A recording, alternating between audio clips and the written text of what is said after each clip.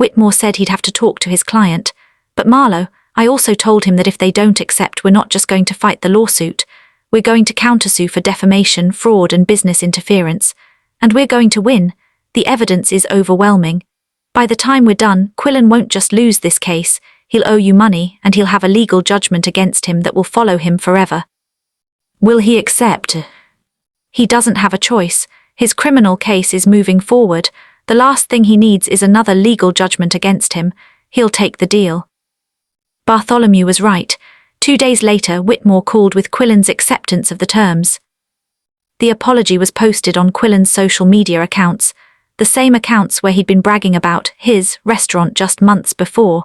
We'd crafted it carefully, ensuring it was specific enough to be meaningful, but not so humiliating that it would seem vindictive. It read, "I need to address something that's been circulating online. Several months ago, I visited my sister Marlowe's restaurant, Cascara, with a group of companions. During that visit, I falsely claimed to be a co-owner of the establishment. This was not true. Marlowe Castellan is the sole owner of Cascara. She built the restaurant through her own hard work, investment, and vision. I have never invested in the business, never worked there, and never contributed to its success in any material way. I have no ownership stake whatsoever. I ordered premium menu items and expected not to pay for them based on my false claims of ownership. When presented with the bill for what I'd actually ordered, I was shocked, not because the prices were unfair, but because I had never intended to pay in the first place. My sister handled the situation professionally. She provided excellent service and charged me exactly what the items I ordered were worth. Any embarrassment I felt was entirely due to my own deception, not anything she did wrong. I recently filed a lawsuit against Marlowe claiming she had deliberately embarrassed me. This lawsuit was without merit, and I am withdrawing it completely. My sister did nothing wrong. I am the one who lied, who tried to claim credit for her achievements, and who expected special treatment I hadn't earned. I apologized to Marlowe, to her staff, to the other diners I disturbed that evening, and to anyone who believed my false claims about owning Cascara. I apologize for trying to use my sister's success to prop up my own reputation. Marlowe Castellan is a talented chef and successful businesswoman who achieved everything through her own merit. She deserves respect and recognition for what she's built. I am sorry for trying to steal that from her. Quillen Castellan. The apology went viral almost immediately. Comments poured in. Some people praised Quillen for taking accountability. Others pointed out that he'd only apologized because he'd been legally cornered. A few people even reached out to me directly, saying they'd been inspired by my refusal to let someone else claim my work. But the most unexpected message came from our mother. She called me the evening the apology was posted. I almost didn't answer, expecting another guilt trip about how I'd torn the family apart. Instead, her voice was quiet, sad, and for the first time in my memory, truly clear-eyed about her son. "I've been thinking about what you said," she began. "About how I've enabled Quillen his whole life, about how I've made excuses for him instead of making him face reality. You were right, Marlowe. I've done him no favors. I've turned him into a 42-year-old man who thinks the world owes him success without effort. I didn't know what to say, so I just listened. I'm done bailing him out," she continued. "The money I transferred to cover that restaurant bill, I told Quillen it's a loan and I expect to be repaid. I'm not funding his legal fees for the criminal case. I'm not giving him money for rent or car payments or any of his other expenses. If he wants to survive, he needs to get a job and actually work for it." "Mom," I started, not sure whether to feel relieved or concerned. "I know it's late," she said. "I know I should have done this years ago. Maybe if I had, he wouldn't be facing criminal charges now, but better late than never, right?" "Yeah," I said softly, "better late than never." "I'm proud of you, Marlowe. I should have said that more often. You built something real, something meaningful, and you did it without anyone's help. I'm sorry I ever made you feel guilty for that." After we hung up, I sat in my office and cried, not from sadness but from release.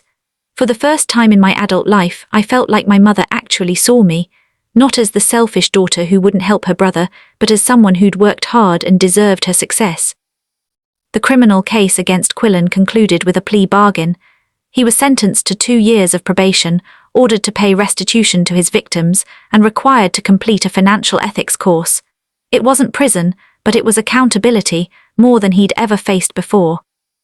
I heard through our mother that he'd gotten a job, not a glamorous one.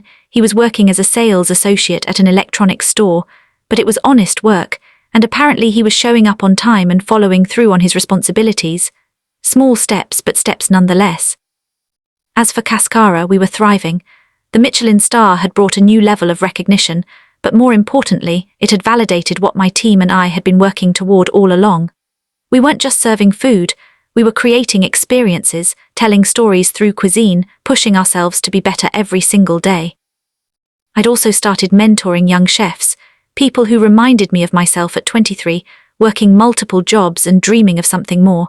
I taught them about technique, about business, about the reality of restaurant ownership. But mostly, I taught them about the value of their own work, about not letting anyone diminish their achievements or claim credit that wasn't theirs. One evening, as I was prepping for dinner service, Trenton came into the kitchen with an odd expression on his face. "Chef, there's someone here to see you. He says he's your brother." My hands stilled. "Tell him we're fully booked and he'll need to make a reservation like everyone else." "He's not asking for a table, he just wants to talk to you. He says it's important." I wiped my hands on my apron and followed Trenton to the small vestibule near the entrance. Quillen was standing there and he looked different. Thinner, the swagger gone from his posture. He was wearing a simple button-down shirt and khakis, working-class clothes, not the flashy suits he used to favor. "Marlo," he said when he saw me, "thank you for seeing me. I know I don't deserve it." "What do you want, Quillen?" "I wanted to tell you in person that I'm sorry, really sorry. Not the public apology that my lawyer made me write. This is from me. I've been in therapy working through a lot of things and I've realized just how much damage I've done. Not just to you but to a lot of people. To myself." I crossed my arms, not willing to let my guard down yet. Okay. I convinced myself that I deserved success without earning it, that I was somehow entitled to claim other people's work because we were related, or because I was charming, or because, I don't even know, the therapist says it's narcissism. Maybe it is. Whatever it was, I used you and I'm sorry. He looked down at his hands. "The job I have now, it's humbling. I make $12 an hour. I take orders from a manager who's 10 years younger than me. I clean shelves and help customers figure out which TV to buy. And you know what? It's teaching me things I should have learned 20 years ago. That work has value, that nothing is free, that respect is earned." I felt something in my chest loosen slightly. "I'm glad you're figuring that out."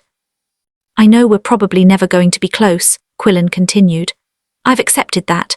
But I wanted you to know that what happened that night, as humiliating as it was, might have saved my life. If I'd kept going the way I was, I'd either be in prison or dead. You forced me to face reality, and even though I hated you for it at the time, I'm grateful now."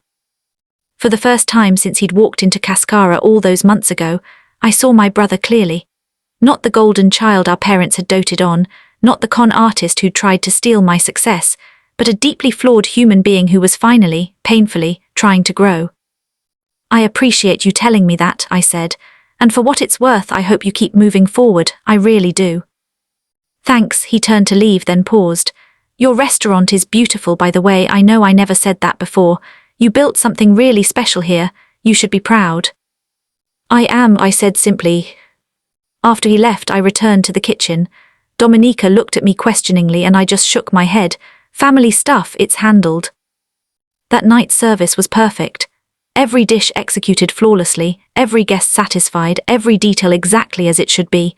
As I looked around my kitchen, at the team I'd built, the space I'd created, the dream I'd made real, I felt a profound sense of contentment. Quillen had tried to take this from me, to claim it as his own. But standing there in my chef's whites, surrounded by the tangible evidence of my work and worth, I understood something fundamental. No one can steal what you've truly built. They can lie about it, claim credit for it, even sue you over it, but the truth has weight, the work has substance, and in the end, reality always wins. The $8,247 bill had been expensive, but the lesson it taught to both of us was priceless. And that made every penny worth it.